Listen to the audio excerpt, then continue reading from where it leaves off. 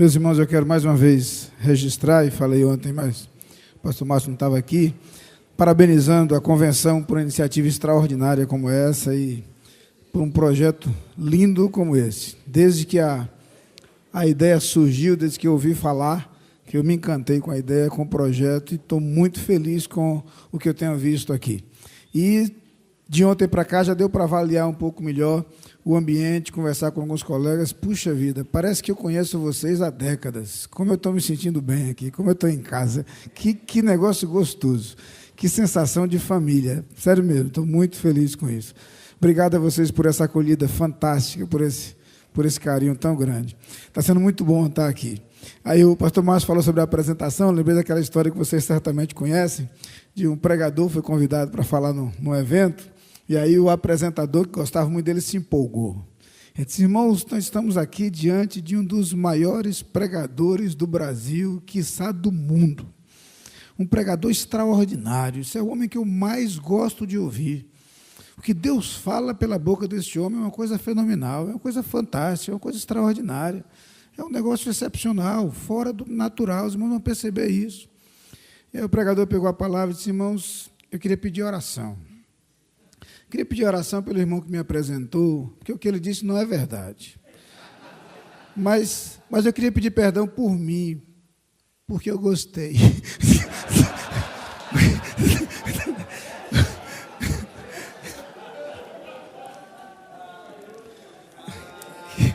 Que Deus nos ajude, que Deus nos ajude a lidar com as críticas que às vezes são cruéis, mas que Deus nos ajude também a lidar com os elogios que são perigosos. São perigosos. Mas o bom é que a igreja, às vezes, tem gente que é sincera demais, né? Às vezes surpreende a gente. O único problema quando a gente está numa igreja é quando a gente sabe que na igreja tem alguns irmãos um tanto descuidados e que, às vezes, atacam o pregador visitante, pregador convidado, e a gente passa por cada constrangimento, né? Às vezes não, às vezes o constrangimento é para a gente mesmo. Não sei se você já passou por isso, mas o cara é pastor da igreja, vê um pregador de fora, prega, depois vão para a porta cumprimentar, o irmão cumprimenta o pregador de fora, fazendo questão de que o pastor da igreja esteja ouvindo, né? Pastor, fazia muito tempo que a gente não ouvia um sermão desse. O cara já faz para massacrar mesmo. Mas igreja tem de tudo, né? Igreja tem de tudo. Mas vamos tentar retomar de onde a gente parou. Eu prometo que eu vou passar agora bem rapidamente no restante dos princípios, que a gente acabou demorando mais. A ideia era tentar matar essa parte 2 ontem à noite ainda, a gente não conseguiu, então a gente consegue acelerar um pouquinho mais, mas paramos falando um pouco sobre o princípio eclesiástico, a membresia regenerada, terminamos lembrando que todos aqueles que fazem parte da igreja são santos, né? E a gente convive com os santos aqui na terra, terminamos falando sobre isso. Mas aí eu queria, então, avançar um pouquinho mais, e só para a gente continuar essa lista feita pelo Rusto Anderson a respeito dos princípios batistas, mencionei que eu gosto muito do modo como ele sistematiza isso. Ele vai, então, para um princípio sociológico que está diretamente associado ao eclesiástico. Essa membresia regenerada, ela, então, passa a fazer parte de um colegiado ou de um corpo, onde vale o princípio seguinte, estou apanhando aqui, deixa eu ver, está ligado dessa vez? Pronto, mas eu leio, a próxima frase ali é princípio sociológico, certo? O princípio sociológico proposto pelo Rusto é uma ordem democrática. Brinquei ontem dizendo que Batista resolve tudo no braço, né? Levantando o braço. Nós somos, sim, defensores da proposta democrática, mas o que me interessa aqui é destacar que a ideia da democracia, ela não decorre de um conceito ideológico. Nós não somos democráticos porque entendemos que a democracia seja um princípio político ideal de funcionamento de uma organização. Não é essa a ideia.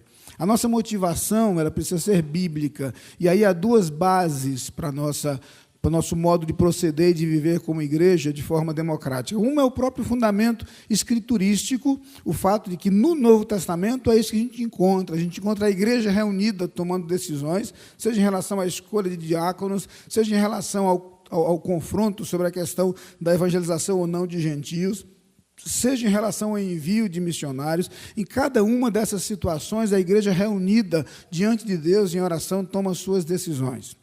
Mas, na verdade, há uma razão muito maior para isso. Nós defendemos a ideia da democracia, porque nós somos anticlericais, anticlericalistas. Nós defendemos a tese do sacerdócio universal do crente.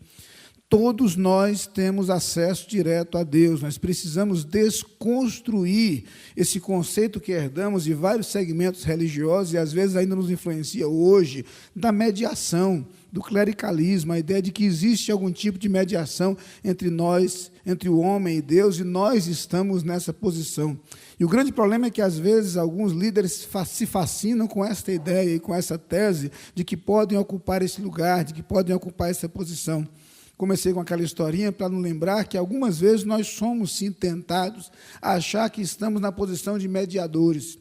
Estamos numa posição superior aos demais membros da igreja, porque nós somos sacerdotes, nós somos profetas.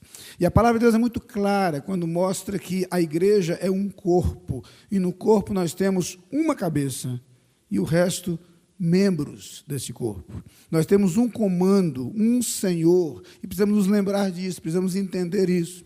Quando eu falo sobre essa ideia, eu me lembro que uma vez fui visitar um senhor no hospital, bastante doente, ele não era crente, e quando a gente começou a conversar, ele disse: pastor, queria que o senhor orasse por mim, o senhor que está mais perto de Deus. E me deu vontade de dizer que está mais perto é o senhor. Eu estou já mandando um recado. Eu estou já mandando um recado para ele. Mas eu aguentei, eu garanto a vocês que eu não falei, eu só pensei. Mas que deu vontade de falar, deu. Mas, irmãos, existe esse conceito. Tenta explicar para ele: olha, o senhor pode conversar com Deus também. E, através de Cristo Jesus, todos temos acesso a Deus. A Bíblia é tão clara quando fala sobre isso. O véu do templo se rasgou de alto a baixo. Nós temos acesso pela fé à graça, diz Romanos 5:2. Hebreus vai lembrar várias vezes que nós podemos chegar confiadamente ao trono da graça. Nós vamos encontrar graça, que Cristo abriu o caminho, que nós temos esse acesso, e isso é para todos nós. Nós cremos no sacerdócio universal do crente. Nós cremos que todos nós temos acesso a Deus. E é por isso que na igreja nós temos, sim, papéis diferentes, temos, sim, funções diferentes, temos, sim, responsabilidades diferentes, temos tarefas diferentes, mas nós não temos posições hierárquicas no reino de Deus. Não há lugar para isso. Até porque, se formos montar a hierarquia no reino de Deus, o único referencial que Cristo nos deu foi o referencial invertido. Se alguém quiser ser o primeiro, seja o que serve. Tem que ser o último para ser o primeiro. A ordem é invertida, não é a lógica do mundo que nós tentamos trazer para dentro da igreja às vezes. Irmãos, eu sou apaixonado pelo anticlericalismo batista. E eu fico indignado quando algumas igrejas preservam o nome batista por conveniência e destroem esse princípio que é fundamental para nós. E começam a construir hierarquia. Então, você tem pastor, você tem bispo, tem arcebispo, tem apóstolo, tem isso, tem aquilo, tem vice-deus, já deve ter por aí já. Na verdade, você começa a construir uma estrutura que não existe na eclesiologia batista por princípio. Isso é elementar para nós. Elementar para nós. A Bíblia fala assim de tarefas, fala de responsabilidades. A Bíblia fala que nós somos poimenes, somos pastores, apacentamos o rebanho de Deus. A Bíblia fala assim que nós somos presbíteros, somos anciãos, somos conselheiros, somos cuidadores. A Bíblia fala que nós somos episcopos, sim, somos superintendentes da igreja, somos supervisores da igreja. Mas a Bíblia nem fala dessas três atribuições como cargos diferentes. E por isso, em Atos 20:24, Paulo diz: olhai por vós e por todo o rebanho de Deus, sobre o qual ele vos constituiu bispos, para apacentardes a igreja de Deus. Paulo diz aos presbíteros que Deus os constituiu bispos para apacentarem a igreja. Portanto, ser bispo, ser pastor e ser presbítero não são cargos diferentes. São tarefas que estão inclusas no ministério pastoral, no ofício pastoral. São atribuições, são atividades, sim, de acordo com os dons que Deus nos concedeu. Mas nem há distinção de cargo nas Escrituras e nem há distinção hierárquica. Nós temos papéis diferentes, funções diferentes. Eu estou dizendo isso, irmãos, porque muitas vezes nós somos e seremos tentados a ocupar essa posição. Estava conversando com um colega que disse que outro dia foi pregar numa igreja, num outro estado lá, e ficou surpreso porque descobriu que depois que terminou o culto, alguns irmãos faziam fila para ir para o púlpito beber o resto da água do pastor. Né? O pastor tinha bebido. Sinceramente, irmãos, nós chegamos ao absurdo, ao ridículo, ao extremo. E o grande problema é que alguns colegas se encantam com isso. Acham que são alguma coisa, acham que são estrela. Acham que são estrela. E a gente pensa, então, naquela situação do jumentinho que entrou em Jerusalém com os mantos e palmas e se encantou com tudo aquilo, e no outro dia foi para Jerusalém de novo, sozinho, achando que iam fazer a mesma coisa. Né? A gente não passa de jumento, irmãos. Nosso papel é levar Jesus. Nosso papel é levar Jesus, a glória é dele. A glória é dele, a honra é dele. A gente tem que apresentar Jesus para o mundo, certo? Agora, o pior jumento que tem é que não percebe que é jumento. Que é incapaz de perceber isso. Isso é uma tristeza.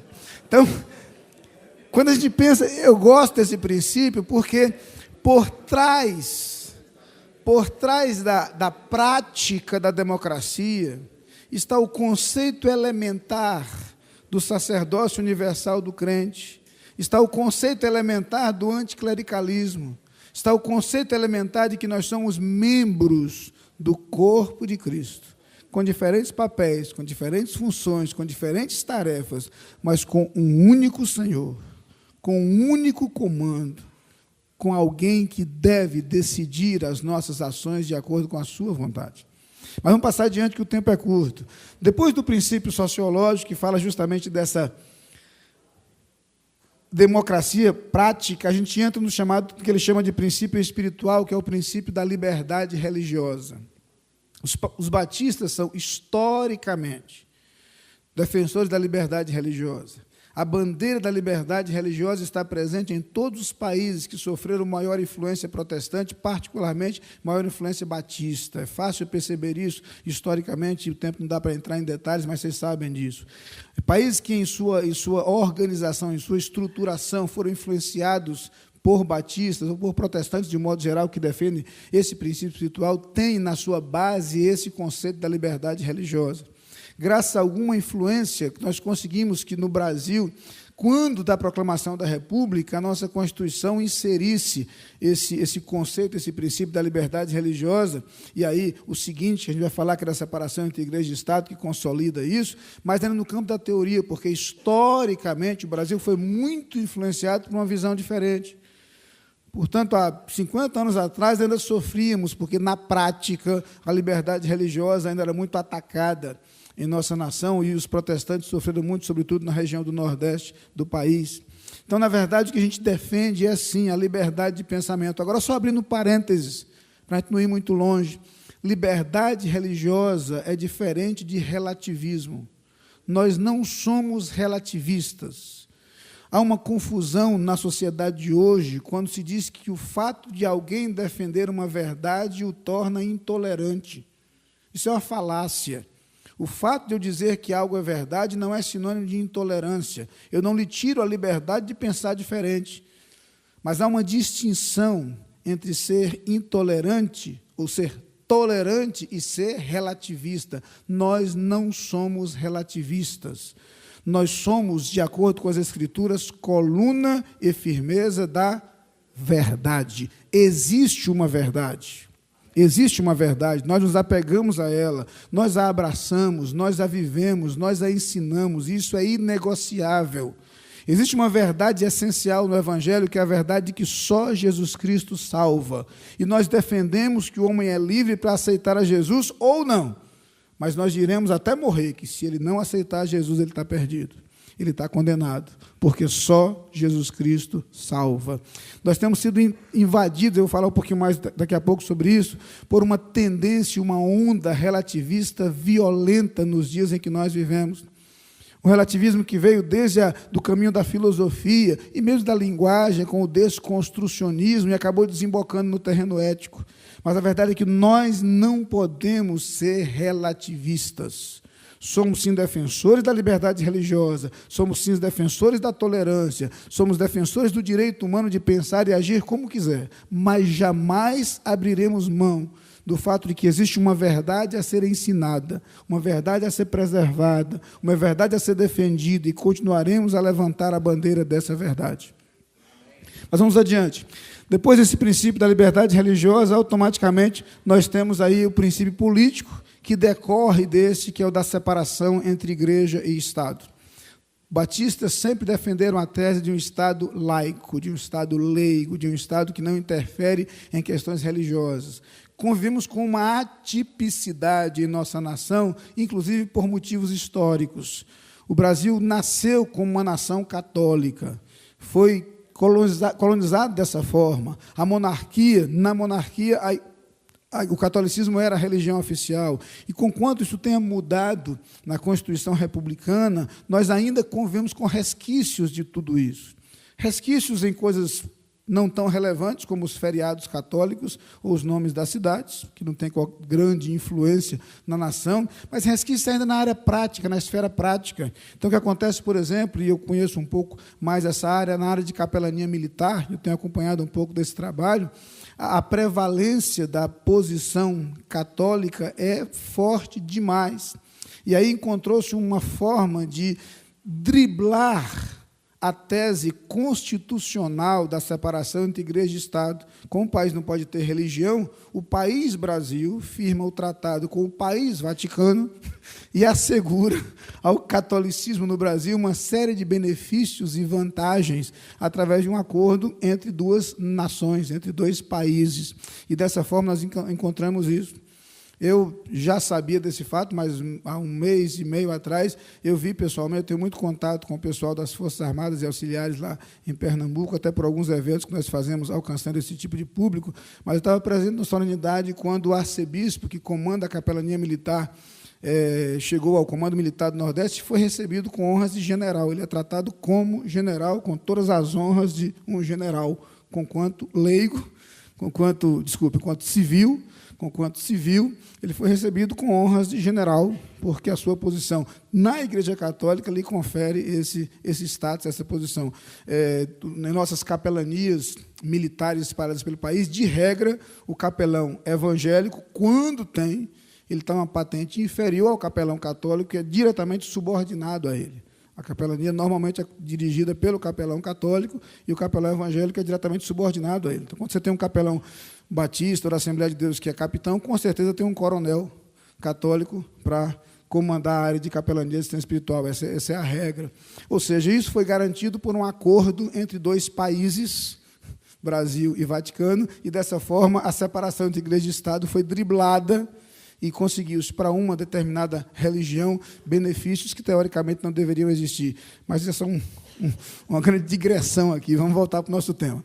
Nós defendemos, sim, o princípio político da separação entre igreja e Estado. E, finalmente, para a gente terminar essa passagem rápida pelos princípios batistas, o Rusto menciona aí como 7º princípio, o princípio evangelístico. A igreja é essencialmente um projeto missionário.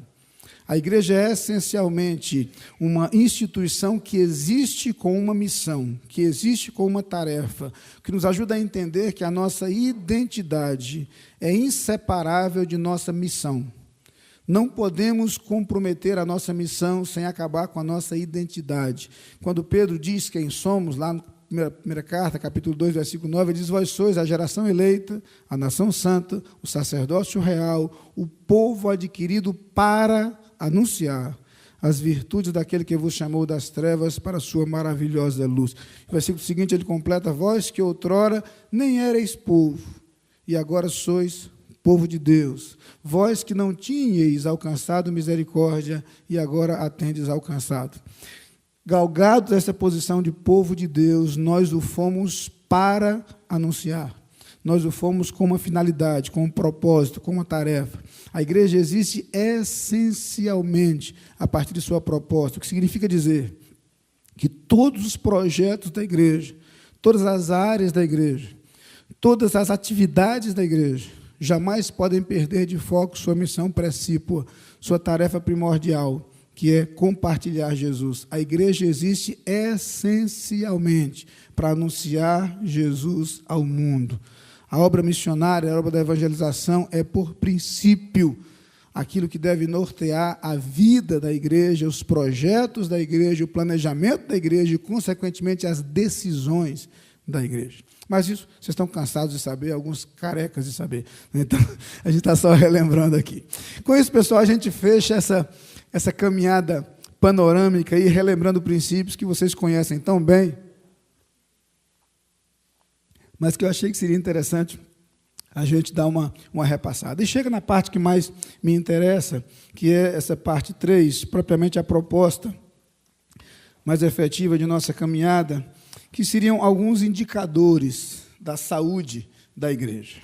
Quando a gente está pensando aqui em crescimento saudável da igreja, e ontem só compartilhamos rapidamente métodos e estratégias para crescimento de igreja, eu quero só fazer um retorno aqui, uma digressãozinha. Ontem, como eu mencionei, a gente não falou sobre métodos propriamente de crescimento de igreja. Apenas mencionamos alguns e não fizemos de forma exaustiva. Mas, conversando com alguns colegas, eu percebi que há algumas preocupações ainda existentes na mente, no coração de alguns irmãos, porque aquilo que eu mencionei de forma breve, é, de fato, um problema. Existem, sim, propostas e métodos de crescimento de igreja que ferem alguns dos nossos princípios, e por isso eu gastei algum tempo falando aí um pouco do princípio sociológico. Nós entendemos que a igreja é uma ordem democrática e entendemos isso não por conveniência ou por ideologia política, mas por princípio bíblico, por conceito bíblico, por hermenêutica e interpretação bíblica. Algumas dessas propostas de crescimento de igreja ferem frontalmente o conceito de igreja como uma comunidade de sacerdotes e uma comunidade no qual nós estamos iguais diante de Deus porque somos membros de um corpo. Alguns desses modelos propõem uma hierarquização que, na minha avaliação, é absolutamente antibíblica, presente em muitas experiências religiosas por aí por conveniência, mas jamais por base bíblica. Não há fundamento bíblico para uma estrutura hierárquica como a que tem sido montada por aí. O grande problema é que nós temos, de um lado, e a gente está correndo com isso, mas de um lado nós temos o interesse do líder em usufruir dessa posição de destaque. E, do outro lado, nós temos, muitas vezes, a acomodação do liderado que se ajusta e se sujeita a uma posição de comandado, como se isso fosse mais conveniente. Permita-me só fazer uma observação rápida aqui, sei que a gente gaste muito tempo com isso. Eu li há muitos anos um livro do Erich Fromm, e eu gosto muito dos livros dele, e o livro chamou minha atenção pelo seu tema. O título do livro, O Medo à Liberdade. E o Fromm, que é estudioso, inclusive, da área da psicologia humana e da área da sociologia, sobretudo, ele fez algumas análises históricas e chegou a uma conclusão interessante. Ele disse, no fundo, o ser humano carrega consigo uma tendência a desejar não ser livre. E ele começa a colocar alguns fenômenos, alguns fatos históricos mostrando isso. O modo, inclusive, como países extremamente desenvolvidos, em determinado momento, se sujeitavam a um comando ditatorial absolutamente insano e sem sentido, a exemplo da Alemanha diante do nazismo. Ele começava a mostrar isso, dizia o seguinte, a verdade é que a grande maioria das pessoas, conquanto defenda a liberdade e levante a bandeira da liberdade, acomoda-se com extrema facilidade à ausência de liberdade. É como se a maioria das pessoas, no fundo, preferissem que alguém decidisse por elas, que alguém resolvesse por elas. Não é difícil conseguir pessoas que desejem, que aceitem sujeitar-se a um comando ditatorial. Não é difícil conseguir liderados que aceitem que você lhes diga tudo o que vão fazer. Não é difícil conseguir liderados que se sujeitem a alguém que tome as decisões por elas, porque a liberdade traz consigo a responsabilidade. O bônus do direito de decidir sempre trará consigo o ônus da culpa. E muitas vezes isso acontece no varejo, acontece naquele momento que a irmã chega no seu gabinete e conta a história de vida dela. Com aquele crápula que ela vive, com aquele marido que não merece nada e que faz tudo aquilo que ela disse que ele faz. O único conselho que ela espera que você dê é que ela deixe esse homem imediatamente. Mas quem vai decidir é você, não é ela. Ela está esperando que você dê o empurrão que falta, porque um dia quem mandou foi o pastor. A responsabilidade jamais será dela, será sua, inclusive no dia que ela resolver voltar para o marido, certo? O marido vai saber que por você ela não estava com ele, certo? Para ganhar mais pontos com o camarada lá. Estou dando um exemplo meio forte, meio quase irreal, mas é assim que acontece. Eu menciono isso, irmãos, porque é curioso ver como alguns desses grupos religiosos, aí, sobretudo alguns mais recentes, criam uma situação em que, muitas vezes, até para decidir se viaja ou não daqui para Belo Horizonte, o camarada tem que consultar o seu líder religioso, tem que consultar o seu guru, o seu capitão de grupo, né? O seu pastor, cada igreja usa um nome diferente. Mas até para isso, até para decidir se vai fazer uma viagem curta, tem que consultar. E é incrível como pessoas, às vezes aparentemente cultas, se sujeitam a um negócio como esse, e se entregam a um negócio como esse. E aí você cria uma estrutura conveniente para o líder que gosta de ter o poder, porque o camarada se acha. E, por outro lado, um subordinado que gosta de tirar de sobre seus ombros toda a culpa, toda a responsabilidade, vive com os outros decidindo por ele, vive com os outros resolvendo por ele. Ele não precisa se preocupar em responder por aquilo que fez, em responder por aquilo que decidiu. E muitas vezes isso acaba facilitando um processo doentio de relacionamento entre líder e liderado. Eu estou dizendo isso porque, sem que a gente perceba, nós estamos ferindo um princípio elementar, o princípio de que, diante de Deus, nós somos membros de um corpo. Todos nós temos acesso a Deus. Eu oro por minhas ovelhas, oro, assim como minhas ovelhas oram por mim. E como é a oração do justo, que pode muito nos efeitos, a deles é muito melhor do que a minha. Então, entendam, irmãos, que, na verdade, nós temos um relacionamento com Deus em que não existe esse tipo de distinção. Eu citei isso novamente porque em alguns desses modelos isso aparece de forma notória. Mas nós temos, sim, invadidos por modelos e propósitos de crescimento de igreja que ferem não só esse princípio, ferem princípios doutrinários. Temos muitos grupos que trazem para dentro de nossas igrejas propostas e conceitos absolutamente antibíblicos. Mas, recentemente, alguns desses movimentos começou a inserir técnicas de psicanálise questionáveis, em que se inclui até mecanismos de regressão, quando não hipnose, quando não, ou pelo menos sugestionamento, técnicas que são inseridas dentro de um projeto religioso e causam um prejuízo tremendo, inclusive na personalidade, na mente de muita gente. Pastores que estão ensinando por aí até hoje maldição hereditária, né? A única coisa que eu vi mais parecida de maldição hereditária foi lá em casa, onde toda a minha ascendência é de professores. Meu Deus do céu, não pode. Só pode ser isso, não tem outra explicação, não. Minha mãe, meus irmãos, todo mundo lá em casa, minhas filhas agora, coitadas, as duas. Irmãos, a palavra de Deus é muito clara quando diz o seguinte: a nossa relação com o pecado inclui dois efeitos: castigo e consequência. A condenação e o castigo pelo nosso pecado, ela é pessoal e ela é absolutamente desfeita na cruz. As consequências do pecado, elas são coletivas e elas não são anuladas pela cruz.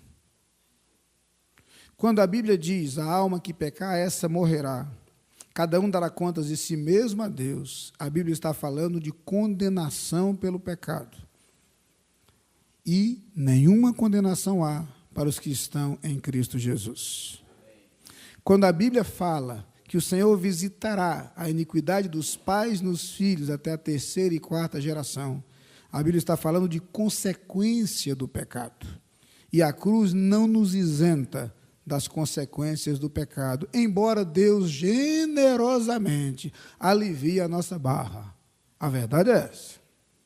Eu sempre ilustro isso dizendo que o camarada bebeu a vida toda, aí se converteu. Está perdoado? Tá. Condenação nenhuma, vai para o céu? Vai. E a cirrose? A cirrose não, a cirrose é outra história. A cirrose não veio no pacote. A cura da cirrose não está no kit. Deus é tão bom que pode até curá-lo, mas Ele não prometeu isso não. Ele prometeu a salvação eterna. E aí, o prejuízo que ele deu para a família dele, porque deixou de comprar comida para comprar bebida, vai atingir os filhos dele.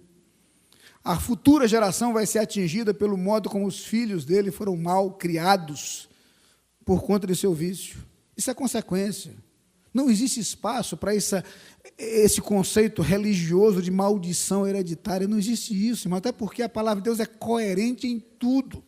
Estava falando com um professor aqui por décadas de sistemática, eu sou apaixonado por sistemática por isso, porque é tudo coerente demais. A revelação bíblica é coerente demais, é lógica demais, tudo se encaixa, tudo funciona, tudo faz sentido. Como é gostoso conhecer a palavra de Deus por isso.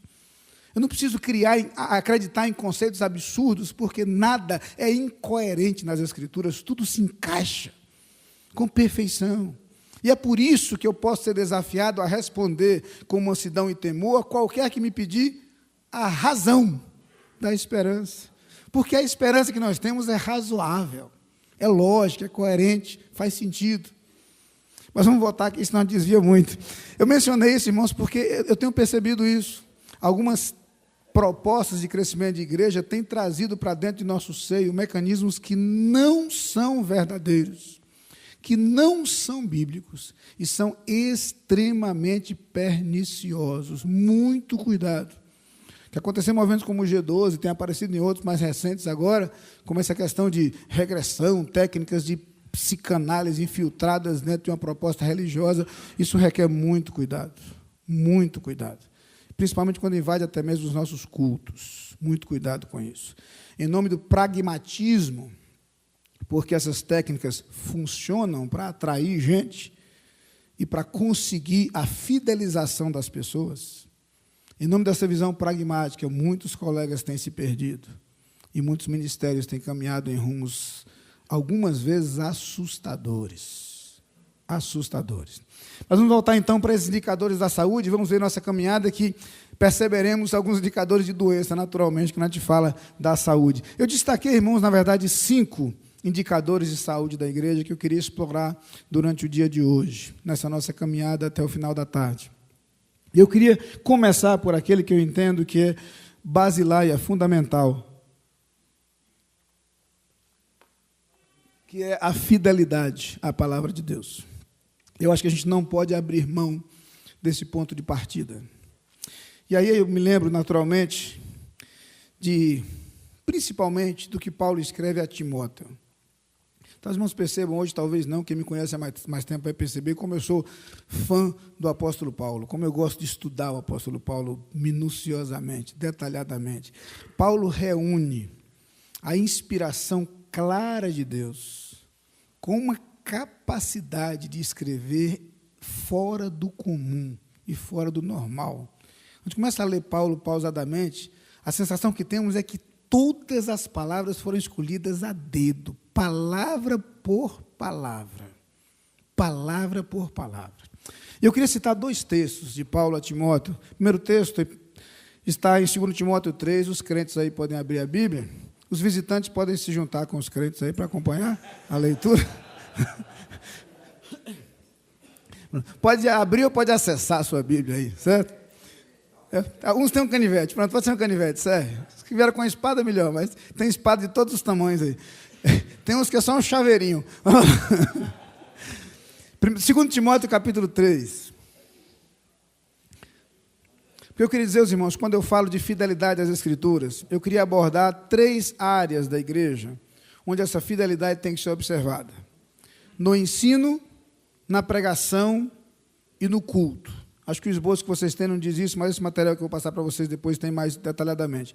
Eu queria ver, então, isso, a fidelidade à palavra de Deus, no ensino, na pregação e no culto. Em relação ao ensino, Paulo escreve a Timóteo, 2ª carta, capítulo 3, a partir do versículo 4, diz o seguinte: Tu, porém, permanece naquilo que aprendeste e de que foste inteirado, sabendo de quem o tens aprendido, e que desde a tua meninice sabes as sagradas Escrituras, que podem fazer-te sábio para a salvação pela fé que há em Cristo Jesus.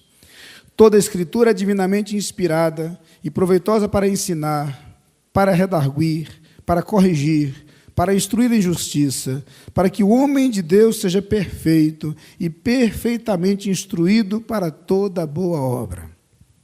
uma rápida passagem aqui nesse texto, que o tempo não nos permite explorá-lo como eu gostaria. Mas vejam bem, Paulo conversa com Timóteo, lembra a Timóteo de quem ele aprendeu as Escrituras, estão lembrados, né? Já tinha mencionado lá atrás, a mãe e a avó, e aquilo que ele recebeu das Escrituras. Começa então a falar do papel das Escrituras.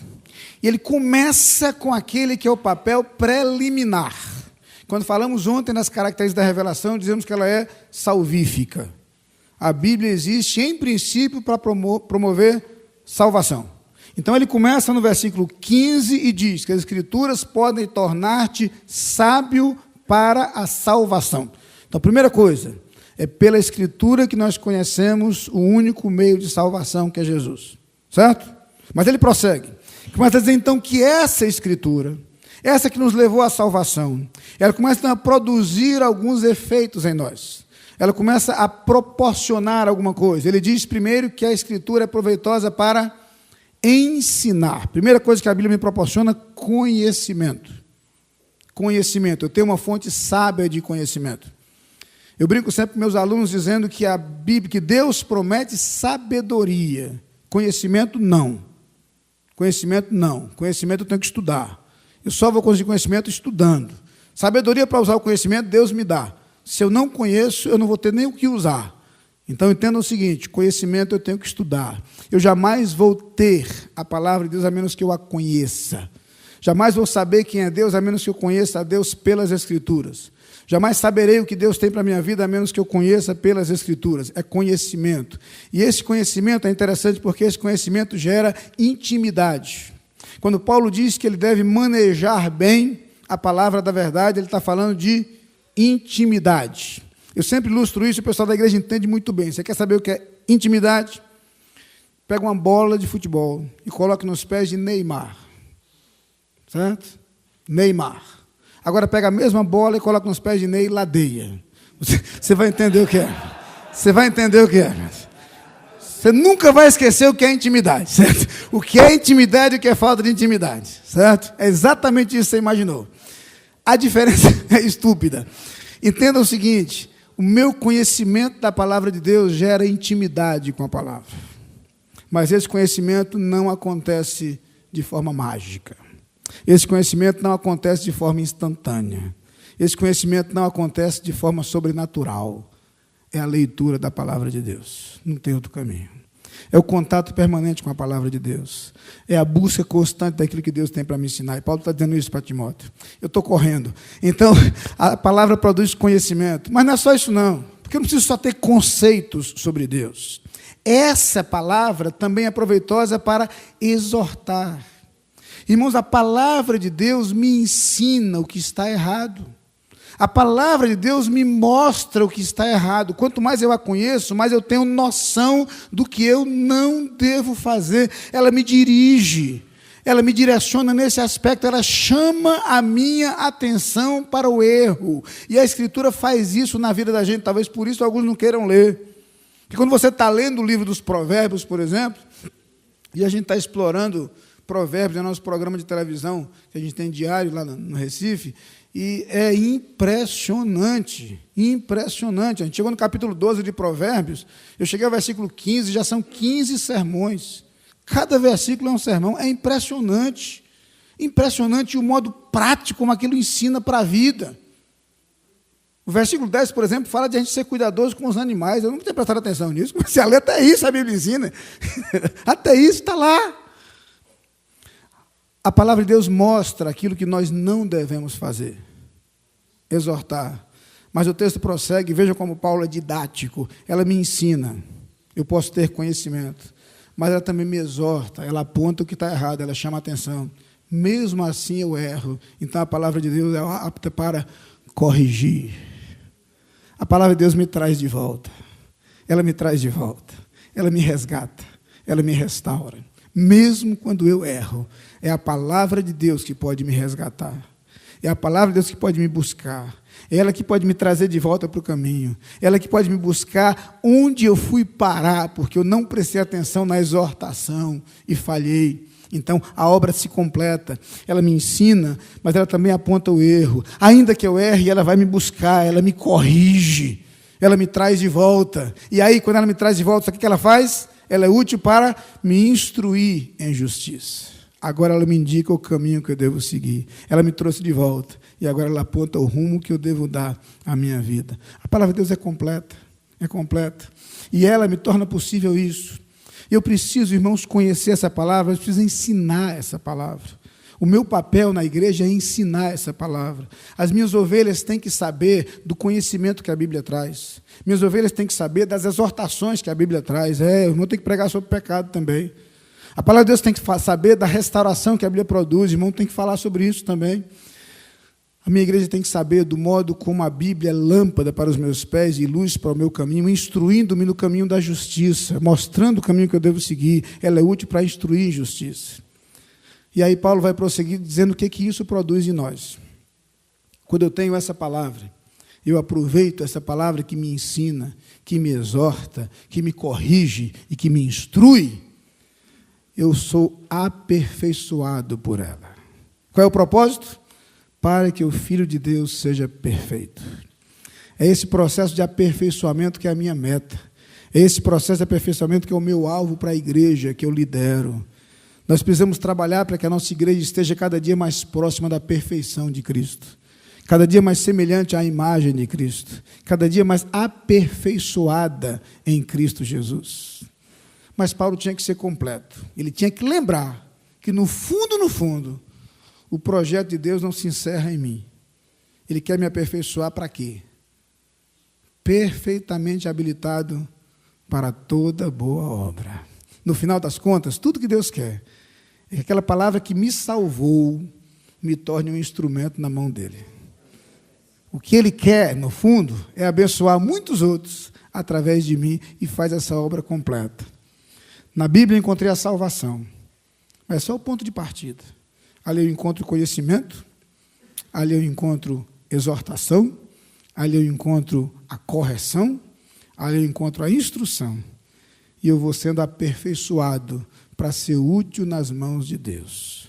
Infelizmente o tempo não deixou eu pregar esse sermão como eu queria, mas use.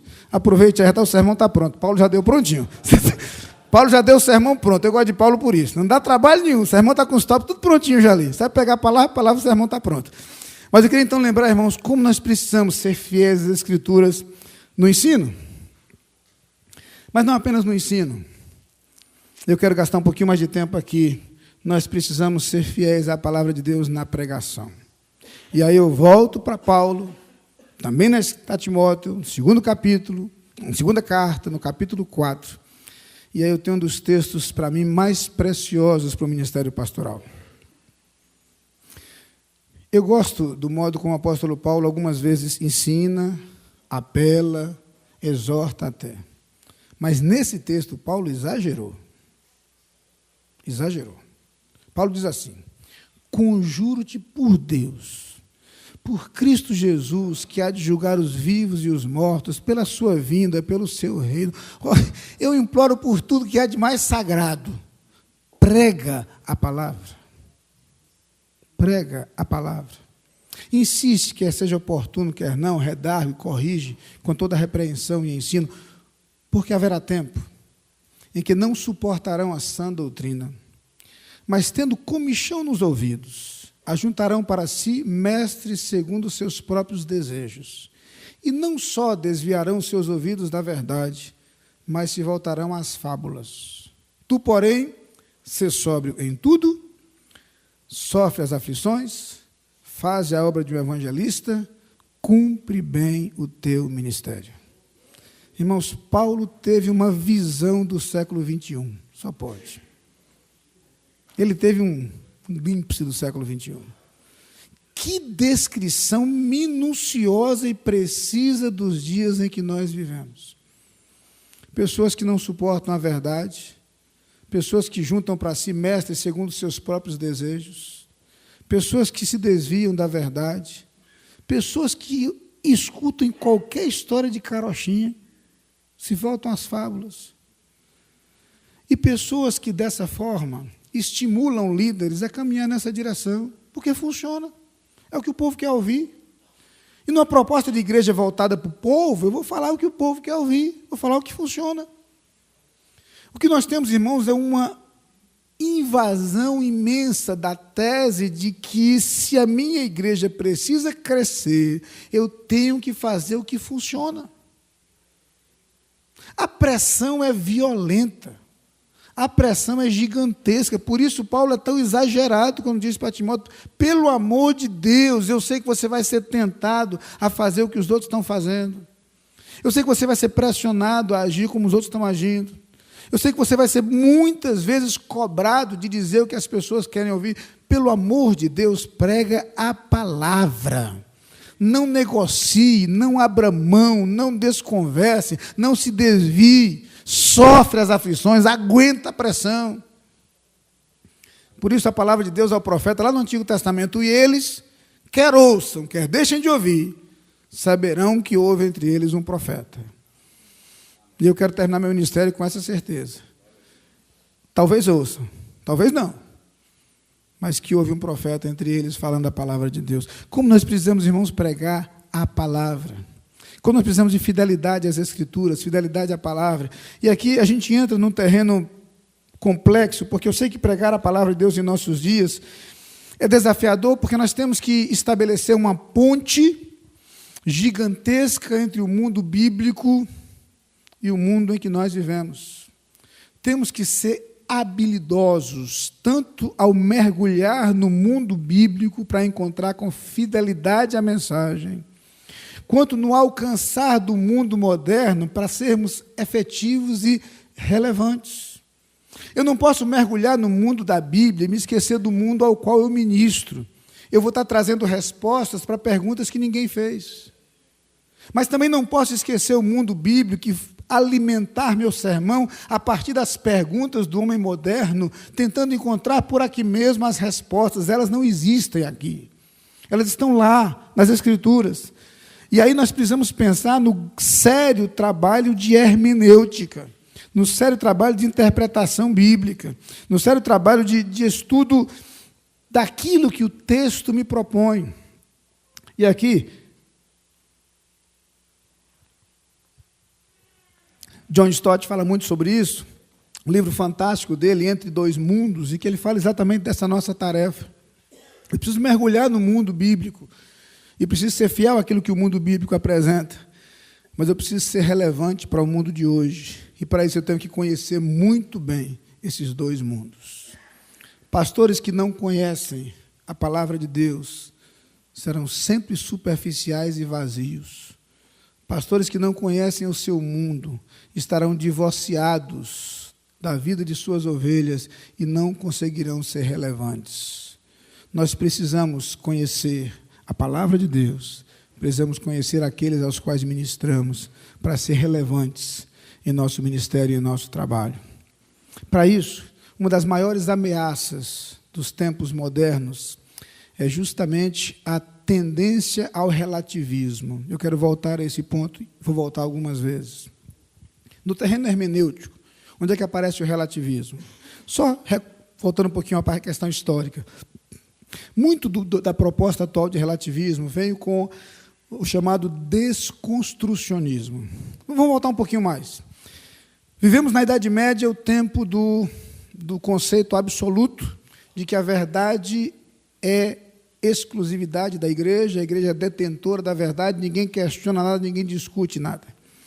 A reforma que hoje celebramos com 500 anos, ela abriu o mundo para o pensar, para o investigar, para o questionar, o acesso proporcionado por gente como Lutero à Bíblia, à leitura da palavra de Deus na própria língua, abriu a possibilidade de interpretação.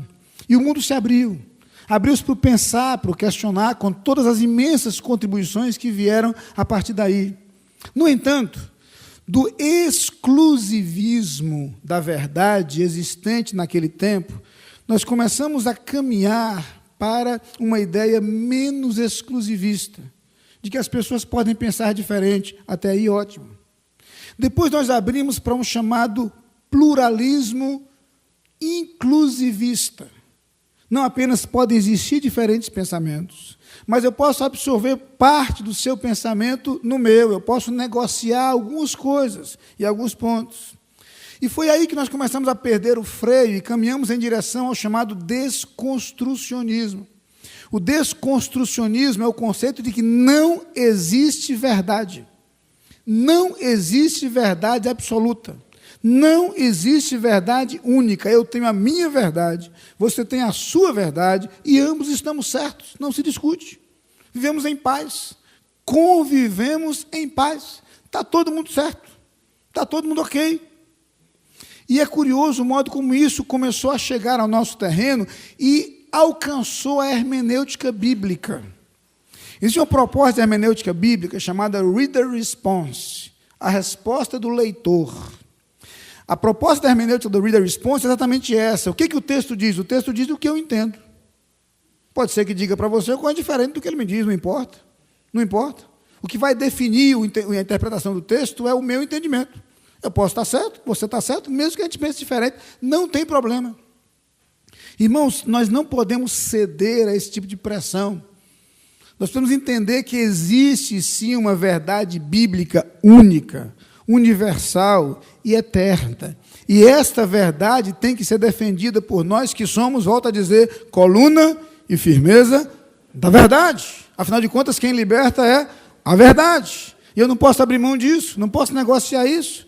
Nós temos que nos apegar a essa verdade. E essa verdade tem que estar presente em nossa pregação, mesmo que seja diferente da verdade das pessoas. Mesmo que seja diferente do que as pessoas querem ouvir. Mesmo que seja diferente da conveniência das pessoas. Quem estudou hermenêutica lembra que a hermenêutica tem 3 partes. Vamos relembrar aqui um pouquinho de aula de hermenêutica, né? A noemática, né? A ideia de que existe um sentido, noema é sentido, significado.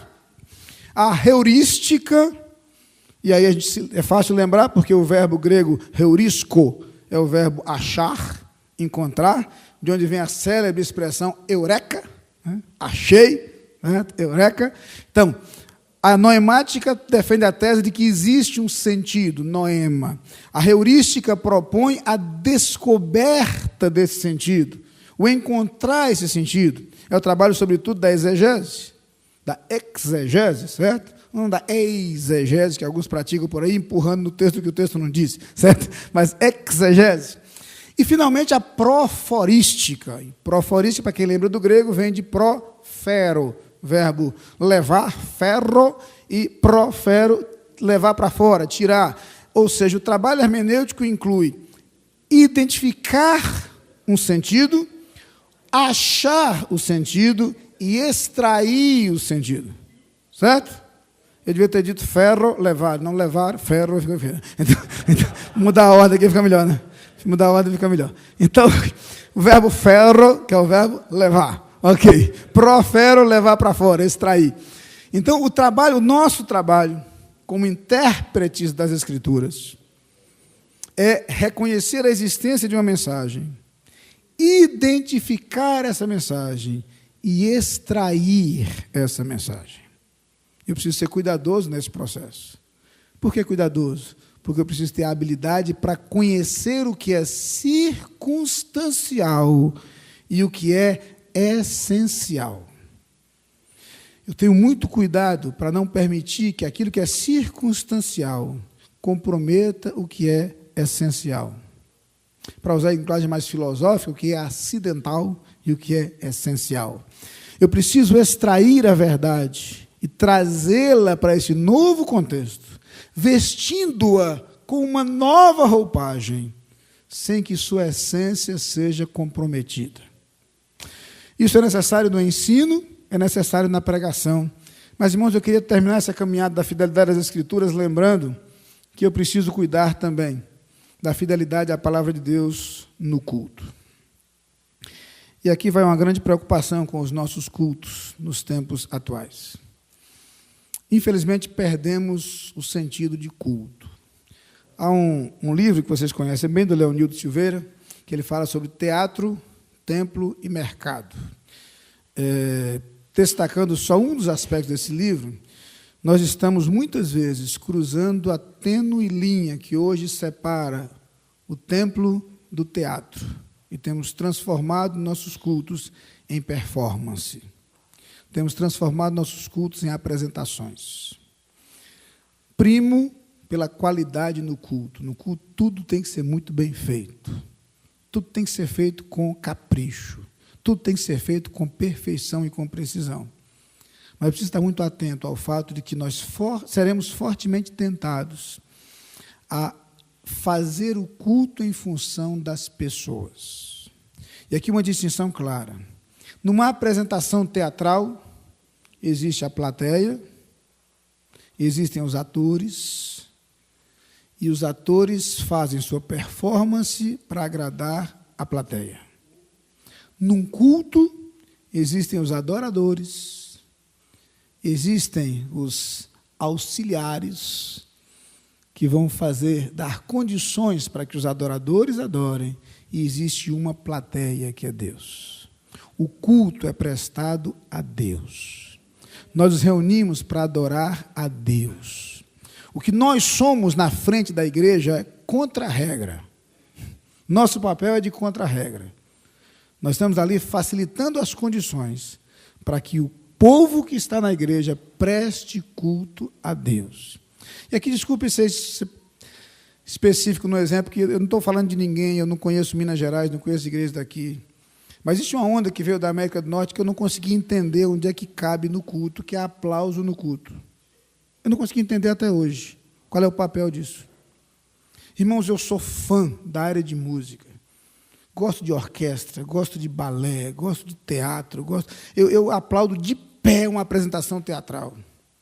Na igreja temos muitas representações culturais, festival de órgão. Sábado passado, quem tocou na nossa igreja foi a Orquestra Criança Cidadã, vocês devem conhecer. A orquestra comemorou seus 11 anos, um projeto muito bonito. E a orquestra tocou em nossa igreja sábado passado, comemorando seus 11 anos de história. Aplaudi de pé. Maravilhoso. Mas não é culto. Não é culto. É uma apresentação teatral.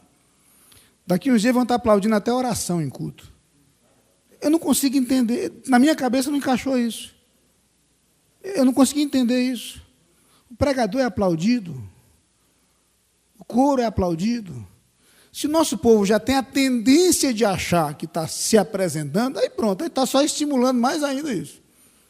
Mas para mim é um conceito totalmente equivocado. Não faz sentido se aquilo ali é culto. E se o culto, a plateia é Deus, que Deus nos aplauda, que Deus fique satisfeito com a adoração, que Deus receba a nossa adoração. Eu estou à vontade para dizer isso, porque eu não conheço a igreja de ninguém aqui, então estou muito tranquilo para dizer isso. Mas eu não estou condenando, eu só não estou entendendo. Eu só não estou entendendo, porque não tem lugar no culto. Não tem lugar no culto. E eu digo isso porque eu menciono às vezes, como a gente não tem um auditório na igreja, usa o templo para tudo, as apresentações que a gente tem de performance são feitas no templo também. Claro, tudo bem. No templo a gente aplaude, no templo a gente vibra, no templo a gente entende que é realmente momento de apresentação para o público. No entanto, quando a gente fala de adoração a Deus, eu preciso entender que o culto a Deus tem que ser marcado por uma postura de adoradores. E a fidelidade à palavra de Deus me faz lembrar que o nosso culto deve ser um culto racional, um culto coerente, em que as pessoas entendam por que estão ali, que as pessoas entendam o que estão fazendo ali, que as pessoas entendam a que se propõem naquele nosso encontro. A gente para por aqui, pessoal, para um intervalo, só lembrando o seguinte: para mim, o primeiro indicador de saúde da igreja terá que ser nossa fidelidade à palavra de Deus, que vai aparecer no ensino, vai aparecer na pregação e vai aparecer no modo como nós cultuamos a Deus.